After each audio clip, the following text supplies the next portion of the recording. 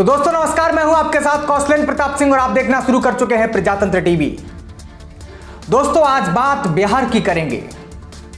मैं कई दिनों से चर्चाओं में देख रहा हूं कि तेजस्वी यादव खबरों में हैं, चर्चा में हैं और होना भी चाहिए, क्योंकि विपक्ष का काम सिर्फ चुपचाप बैठना नहीं है। एसी के कमरे में बैठ के आप मजा नहीं ले सकते हैं, विपक्ष में तो क्या हुआ।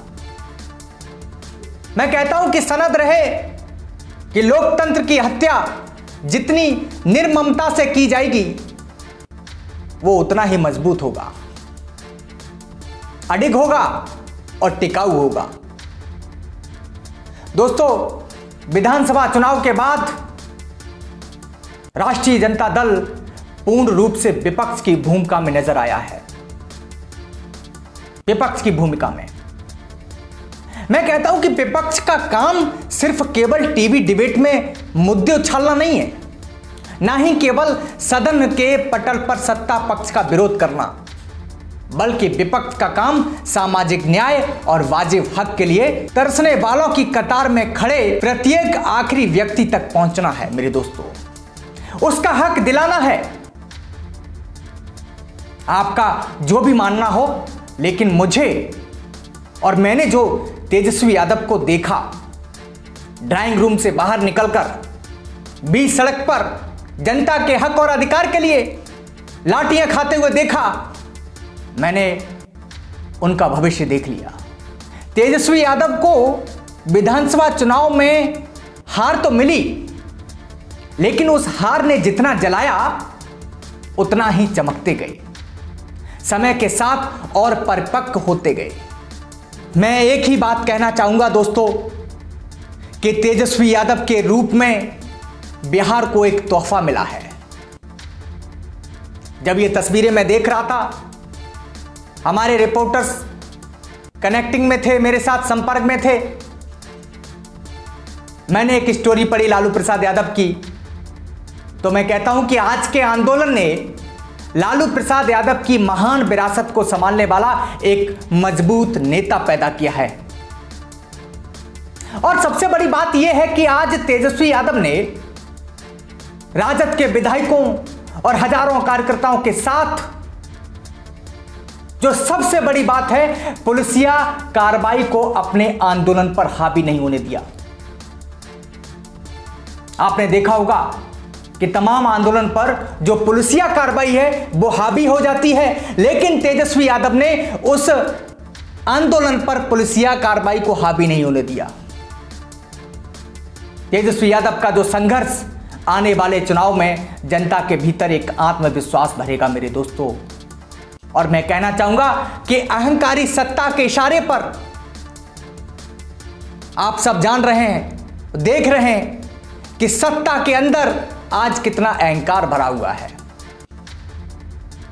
अहंकारी सत्ता के इशारे पर राष्ट्रीय जनता दल के कार्यकर्ताओं के ऊपर जो लाठियां चलाई गईं, वो हर लाठी ने बिहार के सुदूर देहात में बैठे लोगों में यह विश्वास भरा है कि उनका कोई एक व्यक्ति पटना में जाकर सरकार के खिलाफ बिगुल फूंकता है, सरकार के खिलाफ सड़क पर उतरता है, लाठियां खाता है, लेकिन हार नहीं मानता। यह देहात में बैठा आदमी सोच रहा है, देख रहा है, और वो ये भी देख रहा है कि सत्ता का अहंकार कितना है, और वो ये भी तय कर रहा है कि कौन उसके लिए लाठी खा रहा है और कौन अहंकार के नशे में चूर है। मेरे दोस्तों, ये देहात में बैठा आम आदमी देख रहा है बिहार की सियासत को। और मैं कहूं, हम हमेशा चर्चा करते हैं, हमेशा से बड़ी बड़ी बातें करते हैं, समाजवादी विचारधारा, यानी मैं पूर्ण रूप से कहूं कि तेजस्वी यादव समाजवादी बन गए। अब इस देश को ऐसे ही समाजवादियों की जरूरत है, जिसके खून और पसीने से सत्ता की नींद हराम हो जाए। आज विपक्ष की आवाज ने मनमानी में बेहोश हुकूमत को होश में लाने का काम किया है। अगर नहीं लाने का काम किया होगा, अगर आप इस मेरी बात से बिल्कुल अलग विचारधारा से हैं, मेरी बात से सहमत नहीं हैं, जाके तस्वीरें और फोटोज उठा के देख लीजिए कि जो सत्ता बेहोश थी उसको होश मिला दिया। यानी सदन में चिल्ला रहे हैं, सदन में कह रहे हैं कि अगर जरूरत थी तो हमसे बहस करते। अरे आपसे क्या बहस किया जाएगा? आप तो कई वर्षों से सत्ता के नशे में हैं, आपको होश ही नहीं है। और आप कब चिल्लाते हैं? जब विपक्ष सदन से बाहर चला जाता है तब कहते हैं आप आओ, हम आपसे चर्चा करने को तैयार हैं।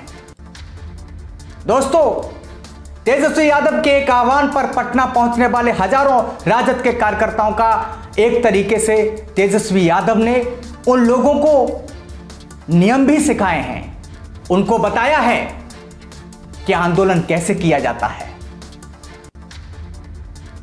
मैं एक बात कहूं,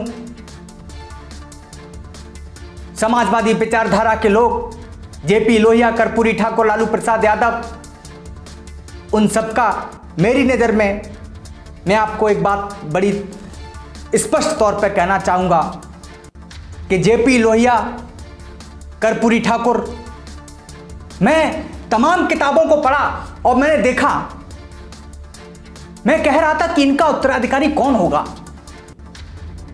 हालांकि हर आदमी कहता है कि मैं जेपी जयप्रकाश और लोहिया जी के आदर्शों पर चलने वाला हूं, अंबेडकर के आदर्शों पर चलने वाला हूं,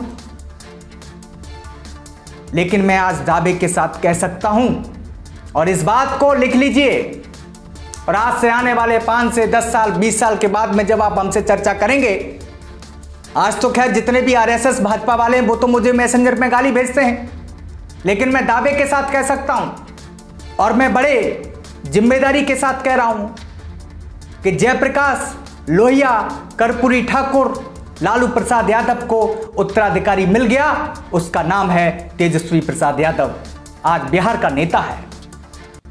बहुत बहुत धन्यवाद, बहुत बहुत शुक्रिया।